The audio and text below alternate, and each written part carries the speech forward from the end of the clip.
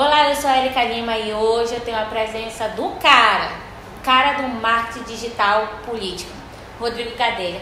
Obrigada por estar hoje aqui no Convergente para falar com a gente. Você que é o especialista nesse segmento da política, nessa era digital que a gente já está. Eu acredito que daqui a pouco o livro de literatura, de história vai mudar, né? Era contemporânea para digital. Olá, pessoal que assiste o Convergente. É um prazer falar com vocês, todos os amazonenses dessa cidade maravilhosa. E contem comigo aqui que eu puder falar e ajudar vocês. Rodrigo, assim, a gente fica super feliz para você estar aqui com a gente, falando, concedendo essa entrevista. É muito difícil as pessoas que atuam nesse segmento querer falar com a mídia, mas eu vejo que você é uma pessoa super receptiva, não é à toa que você, gente, segue lá o Rodrigo Gadelha, né, que tem muita informação, muita mentoria, você vai saber um pouco mais, mas acessa o nosso canal, acessa também o nosso Facebook, Instagram, Twitter, o Convergente. Para a gente começar a iniciar, eu gostaria que você falasse para a gente um pouco da sua trajetória. Eu vi que você já ganhou muitos prêmios, você já atuou, né, assessorando, prestando consultoria para várias campanhas, mas não só política, mas também de outras empresas. Então, traz assim tua biografia de uma forma bem sistematizada, né, porque é muita coisa, né? Cara, eu costumo dizer que eu tive muita sorte no mercado, assim. Que eu, com 12 anos, fui procurar um emprego, fui office boy numa agência de propaganda. E lá eles já faziam mercado corporativo e político. Então foi o meu primeiro contato com o mercado político lá. E aí eu não parei mais, né? E aí eu fui para o Rio de Janeiro, onde eu me formei e me pós-graduei. Eu me formei em comunicação social, com habilitação em propaganda e marketing, e me pós-graduei em administração e marketing. Depois eu voltei, eu vim para cá, para Manaus, e eu trabalhei numa agência chamada Grafite, onde nós atendemos Unimed, Volkswagen, governo do estado do Amazonas, na época do Eduardo Braga. E foi quando eu fiz a minha primeira campanha política para a Unimed e depois para o governo do estado. Mas só foi e depois eu voltei em 2008 para São Paulo. E aí eu foquei mais no mercado digital, que era o que eu queria fazer. Já tinha tido uma empresa em 2001 de digital, chamada Contágio, que era focado em marketing viral, que naquela época era muito forte e tal. E aí eu fui trabalhar numa agência chamada Accentive. A Accentive era uma agência focada em database marketing, inteligência de dados e programas de incentivo e de relacionamento. Lá nós trabalhamos com duas marcas que me ajudaram muito a entender sobre a inteligência de dados, que foi o Múltiplos e Quilômetros de Vantagem, que são os dois maiores programas de fidelidade do Brasil. De lá eu fui e foi esses programas que me ajudaram a ir para a Publicis. Publicis é o segundo maior grupo de comunicação do mundo. E aí eu tive a oportunidade de trabalhar com Bradesco, com Chevrolet, com Natura, com Vale, entre outras marcas. E lá eu aprendi como é o digital em larga escala, né? Nós fazemos campanhas multinacionais. Por exemplo, a Chevrolet, a gente fazia campanhas ao mesmo tempo para Argentina, Brasil e Índia, produzindo os conteúdos comerciais e campanhas em todos os lugares. Nós fizemos o primeiro lançamento da América Latina de um carro totalmente digital, da Chevrolet. Também foi que foi bem no início que o Facebook virou o principal rede social do Brasil. Então a gente, em 2 semanas, fez a Chevrolet ter 500 mil de seguidores. Nossa! Isso, a gente está falando de 2011, né? Então faz 10 anos atrás. Então foi ali que eu aprendi muito a me envolver com o digital, a entender não só a técnica. Que a gente eu sempre falo para as pessoas assim, o digital não é post, não é colocar algo nas redes sociais, é entender qual comunicação e como você quer envolver as pessoas. Porque atrás do celular vai sempre ter uma pessoa. Então você tem que entender como você vai construir essa relação. Só que o digital, ele potencializa algo chegar nas pessoas. Se você pega a veia certa, a forma de envolver as pessoas, a gente chama, viraliza. Então o digital tem essa grande potencial. A gente está falando do mercado brasileiro de 220 milhões de habitantes, com 150 milhões de pessoas conectadas. Então, cara, você está falando da maior rede social do Brasil ainda é o Facebook, quando a gente fala a base da pirâmide, né? Nós temos 90 milhões de usuários no Instagram. Você vê, ainda está crescendo. O WhatsApp hoje é a principal ferramenta. Eu costumo dizer que a pessoa pode até não saber ler, mas ela fala. Muita gente lembra daquele áudio assim, Sim. manda áudio, que eu não sei ler. Né? Então, é um fenômeno aqui no Brasil. E nós somos um país que é muito ávido pelo digital, muito conectado e muito envolvido com a relação, na comunicação, na velocidade. Então, ao longo da minha carreira, eu sempre tentei nunca deixar o digital de lado, e depois que eu fiquei 100% focado no digital, a partir de 2008, e aí quando eu voltei a fazer comunicação política em 2014, na campanha presidencial, e aí que eu me envolvi mesmo, foi a primeira campanha do WhatsApp presidencial do mundo. E aí eu tive outras oportunidades, México, Argentina, Portugal, França, que foram experiências que foram agregando na minha carreira, e eu sempre tive um mindset de aprendizado, né? Porque até hoje ninguém sabe tudo, e isso é que o digital ensina para a gente o tempo todo. Porque ontem uma coisa que dava certo já não dá mais. Então a gente tem que estar sempre lendo, sempre estar vendo, sempre estar consumindo e saber que a gente tem uma caixa de ferramentas e que cada coisa tem o seu momento de ser usado. Não adianta fazer o tempo todo a mesma coisa, que cansa. Cansa o teu público, cansa o algoritmo. Então você tem que entender todo esse momento.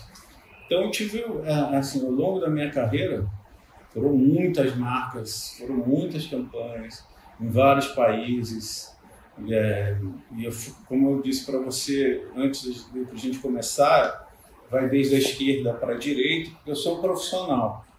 Um profissional de comunicação, pelo menos a meu ver, no meu ponto de vista, a gente, no meu caso de consultoria, a gente presta um serviço. É igual o vendedor de uma banca de pastel. Se você chega de vermelho ou chega de verde e amarelo, o cara não vai dizer que vai te vender o pastel, ele vai te vender o pastel.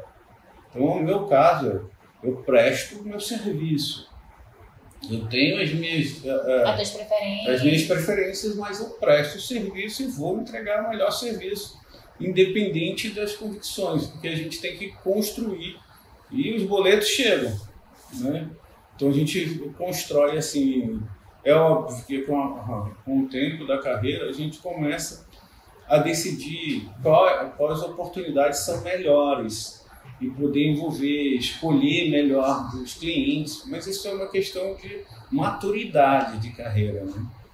Então, assim, ao longo da minha carreira, assim, eu só tenho muito a agradecer os prêmios. Eu comecei a ganhar prêmio, como você disse, desde o segundo ano de faculdade, no Rio de Janeiro, que eu comecei lá e comecei a fazer as campanhas. Eu lembro do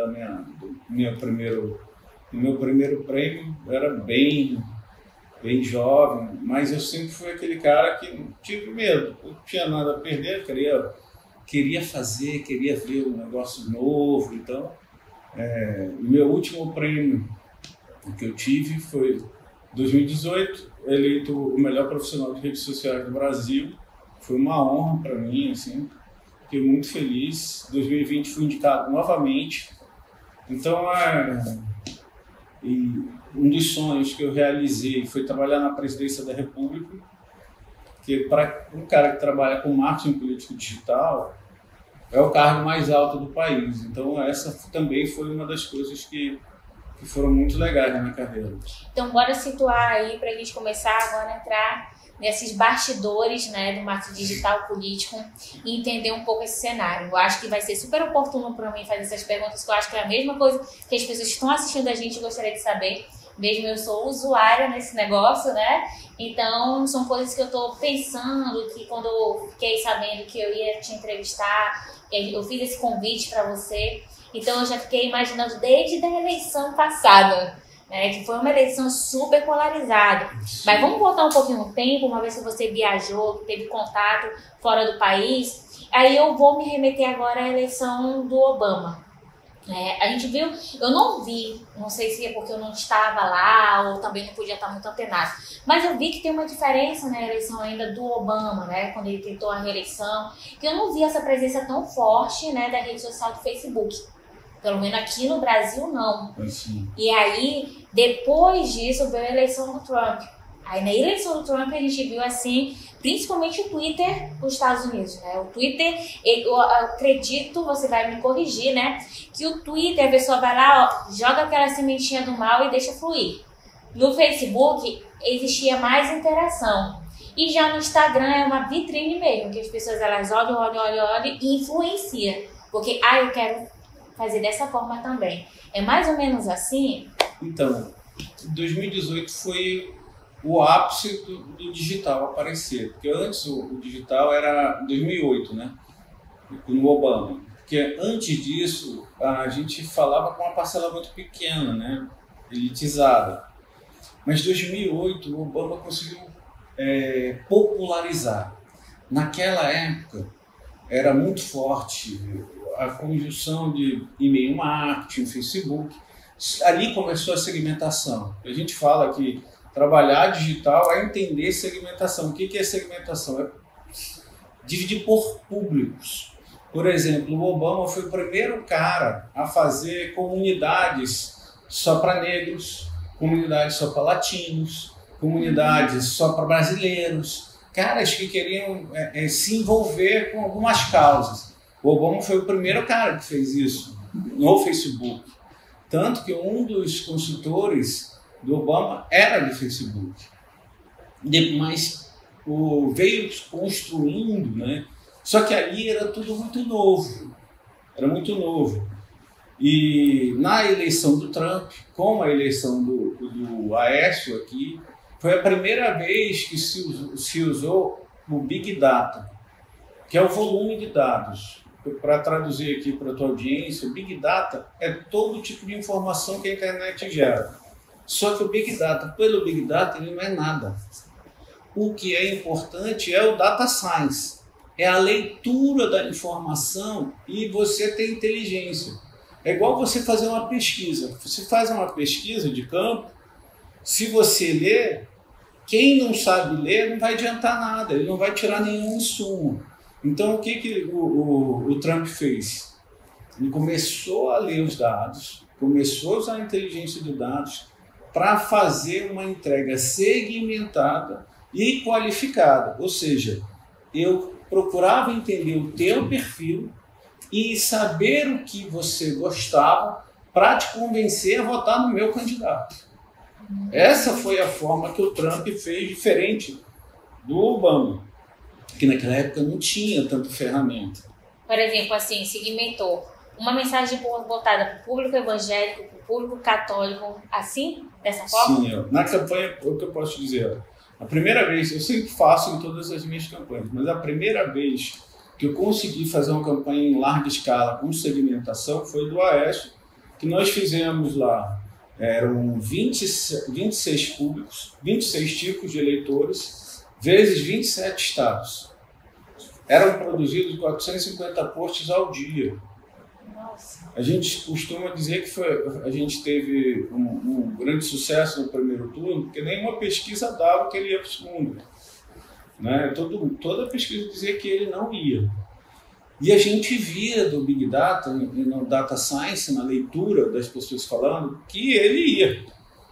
E aí eu apostei nisso, tanto que Na quinta anterior do domingo de votação, eu renovei o contrato de toda a minha equipe, que era 208 pessoas.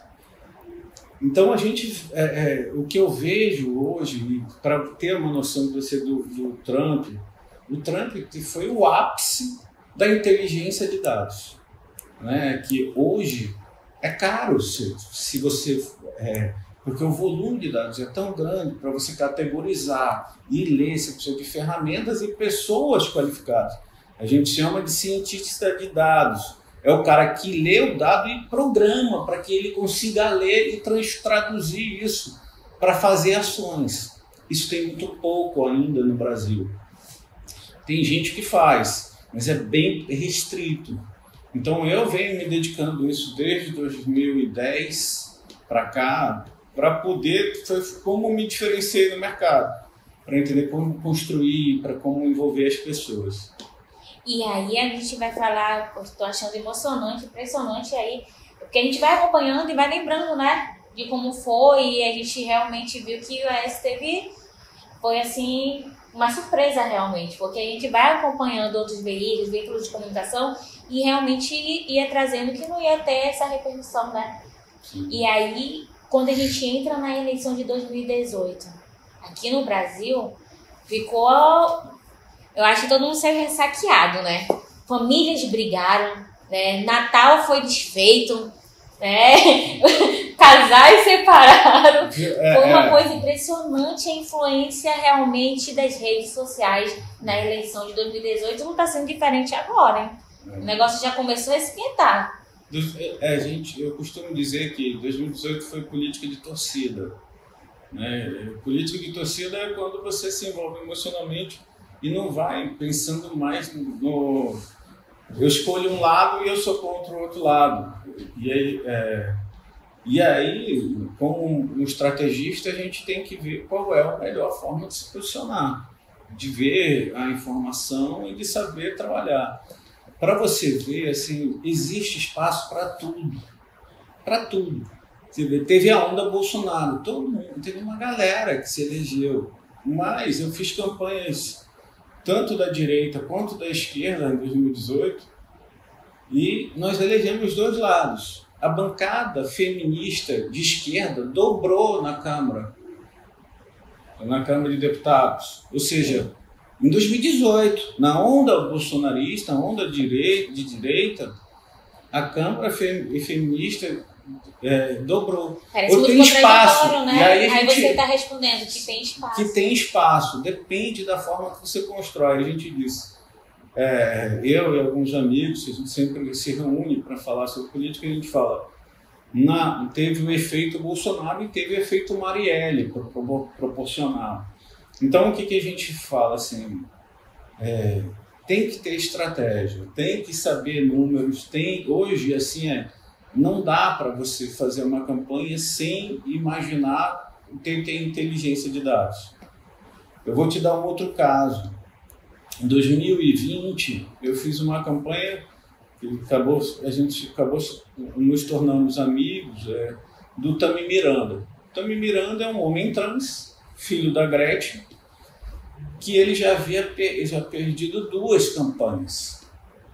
Ele estava num partido de centro-direita e que ele sempre focava nas últimas eleições no público LGBTQI+.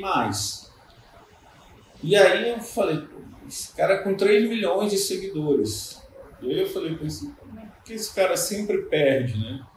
E aí nós fizemos uma leitura de Big Data para entender o perfil dele, com o perfil do eleitor dele.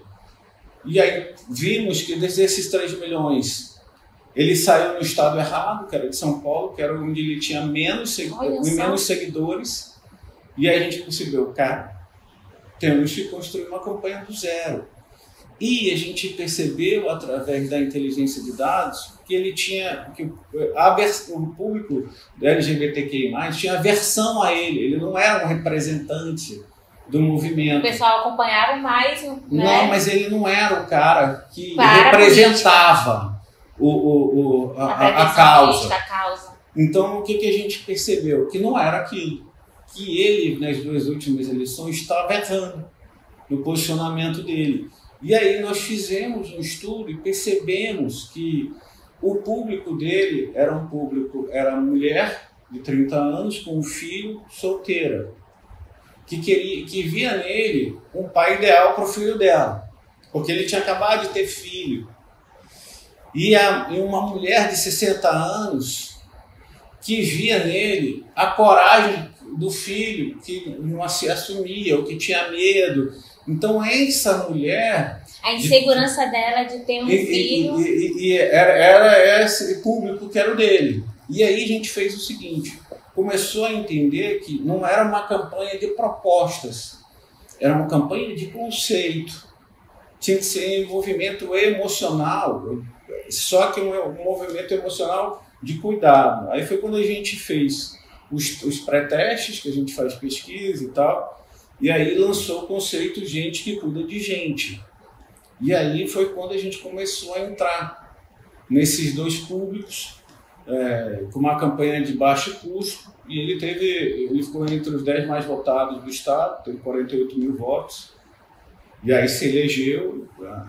Nisso eu posso botar meu dedinho porque eu acompanhei. Gostei bastante da campanha, né? Inclusive, assim, muitas coisas que o Tami publicou, né? A gente repostou.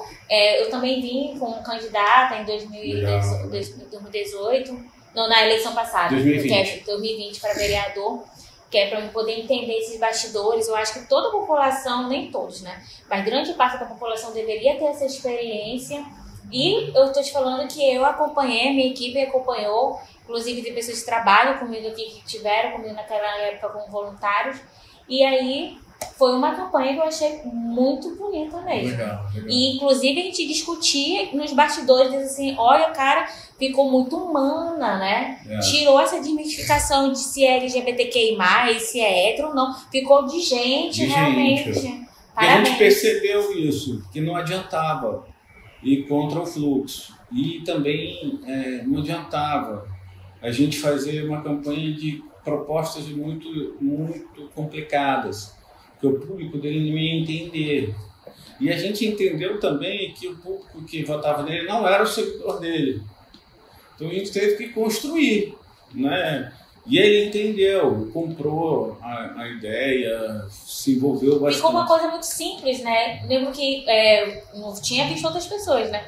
Mas eu tinha acompanhado os vídeos, com aquele vidinho que colocava assim, aí vinha os dizeres, né? Legal. Ficou uma coisa bem simples. Na verdade, o que a gente procurou fazer, e aí eu sempre, foi o que eu te disse no início, eu sempre estou aberto a coisas novas, né? A gente está falando, eu tinha a onda do TikTok, só que a gente está falando, como eu te disse, são 150 milhões no Facebook, 90 milhões no Instagram, e no TikTok, naquele momento, era 7 milhões só. Então não adiantava eu gastar energia lá em 7 milhões divididos. Então o que eu entendi? Que o público dele se envolvia com a linguagem do TikTok. Então o que a gente começou a fazer? É construir conteúdo no Instagram e no Facebook com a pegada do TikTok, mas era focado no Facebook e no Instagram. E aí é esse que você falou. E teve vários. Por exemplo, a gente lançou uma série que era a Vida de Pai, que era para mostrar como era a vida dele com o filho. E ele trocando fralda, mostrando o lado humano dele, porque a gente às vezes não enxerga a pessoa, só porque ela está lá sendo política, não enxerga a pessoa que está por trás. E como o público dele, naquele momento, depois da leitura, queria alguém mais humano, foi que a gente começou a mostrar, a construir essas pessoas, a trazer para o lado emocional e mostrar quem é o Tami Miranda. Ai, Rodrigo, assim, eu acho que está ficando bem explicadinho. Está conseguindo agora associar bem a importância do marketing digital político e também, conforme a gente vai se falando aqui, conversando, eu vou tentando entender, né, essas nuances, os objetivos que está por trás, o que quer ser alcançado. Eu acredito que a população também tem que ter essa percepção para poder escolher bem, né? Porque um grande marketing político também pode passar aquilo que não é de verdade. E aí é complicado, mas sei que você trabalha com essa questão de assessoria e consultoria e o teu foco realmente é levar satisfação para o teu cliente. Mas aqui você vai deixar para a gente essas informações precisas dessa eleição de agora, né? O que você vê nessa eleição de agora? Porque você falou uma coisa importante, que existiu esse movimento do Bolsonaro, bolsonarista, mas a gente está em um outro momento. Desse outro momento, como é que você vê esses movimentos de esquerda, de direita? A direita, ela consome mais o marketing digital ou é a esquerda? Como é que está essa situação? Então, a direita, ela entendeu mais rápido a questão do digital. E ela valorizou mais rápido o profissional, o profissionalismo. Então, por isso que a direita explodiu e cresceu e dominou as áreas, né? A esquerda vem aprendendo, vem começando a correr atrás dos profissionais, mas a direita enxergou antes. E isso foi um diferencial de mercado. Outra coisa que eu falo assim das eleições toda análise de eleição ela é uma fotografia daquele momento. Tudo que eu falar agora para vocês é uma análise de agora. Pode ser que alguma ação daqui a um mês mude tudo. Então, por isso que eu te falo da questão da inteligência do dado. E a gente está sempre acompanhando, porque isso muda. Hoje, as pessoas pensam entre direita e esquerda. Só que eu vejo diferente. Eu falo assim, hoje, no momento porque assim, todo candidato é resposta do que a sociedade está vivendo.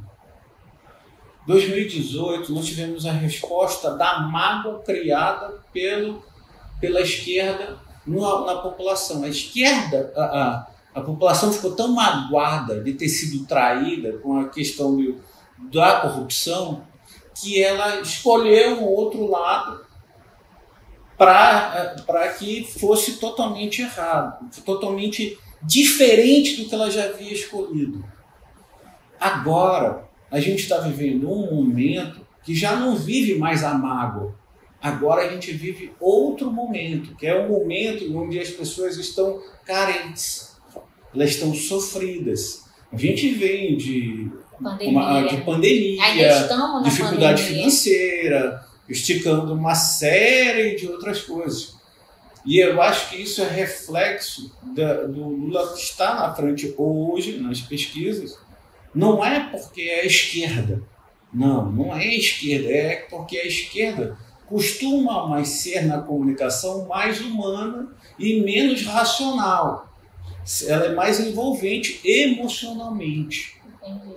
Então, há uma tendência para a eleição do ano que vem para uma comunicação mais envolvente, mais emocional, mais pessoas, mais trazendo os problemas e soluções mais humanas para poder dar soluções e menos a questão da corrupção e tal. Mesmo assim, ainda vai ter. Lembra que eu te disse, 2018 teve a onda Bolsonaro, mas teve efeito Marielle. Sim. Vai ter espaço para todos os lugares, vai ter espaço, principalmente no Amazonas aqui, que tem uma tendência mais para a direita agora. Vai ter espaço para a direita e vai ter espaço para a esquerda, principalmente no proporcional. O que eu ia te perguntar é porque, assim, eu trabalho também com pesquisa qualitativa, a gente vai acompanhando o discurso, né, da população.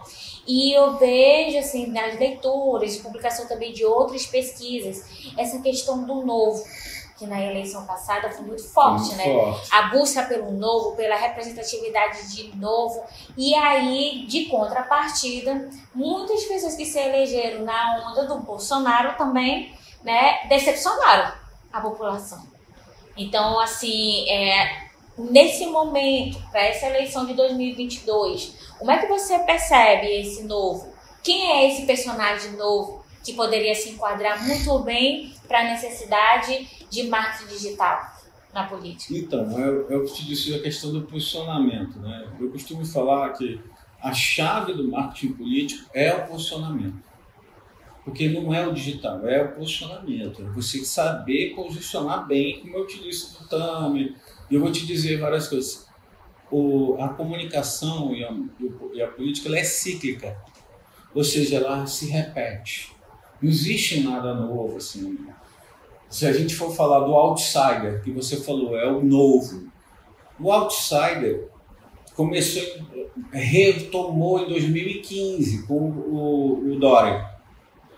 Depois veio aqui, no caso, o Wilson Lima, o Zema em Minas e tal. Só que o outsider ele já existiu em 1989. A gente está falando lá do outsider que era o Collor. Aí todo mundo falava, o Dória foi o primeiro cara a botar secretários técnicos. Isso não é verdade. O primeiro cara do Brasil a botar o Ministério dos Notáveis foi em 1989, o Collor. Então tudo que a gente vê já existiu. A política começou feita com outsiders. Porque não existia políticos ainda de carreira. O outsider era o médico, era o empresário. Então a política nasceu desses outsiders. Só que a gente tem que enxergar, o estrategista, ele tem que enxergar isso. Esse momento, agora é o momento para cá. Agora é o momento dos experientes. Por quê? No momento de crise, você quer experimentar algo? Você quer dar chance para o azar? Não. Você quer um cara experiente que consiga ajeitar a casa, não é? Então há uma tendência a gente recuperar pessoas que já tiveram experiências, já têm experiências próprias de políticos para poder arrumar a casa. Isso não quer dizer que não vai ter casos que vai sair da curva. É óbvio que sempre tem. E depende do comunicador, do estrategista saber agregar valor. Assim, nós tivemos uma tendência de reeleição em 2020 muito grande. Teve muita reeleição em 2020 e teve casos de oposição ganhar. Mas o que a gente enxerga? Assim, cada lugar, cada cenário, existe uma solução que você tem que analisar. E, em geral, há uma tendência para políticos experientes. Mas não é uma forma, não existe uma porque fórmula, quando a gente fala de ser humano, senão é igual ter filho, né? Como tem aquela famosa frase, fazer filho é fácil, difícil é criar, né? Porque se ele viesse com um manual de uso, de tratamento, ia ser lindo. Olha, esse choro assim quer dizer que é fome, esse choro assim é dor, esse choro assim ele quer carinho. Não tem, e ser humano não tem uma forma. O cara que fala para você que a comunicação tem forma, foge. Porque não existe fórmula, existe técnica. É igual você vai no médico, ele não tem uma forma para cuidar de você. Ele vai fazer os seus exames e vai dizer, para você o melhor tratamento é esse. É a mesma coisa na comunicação.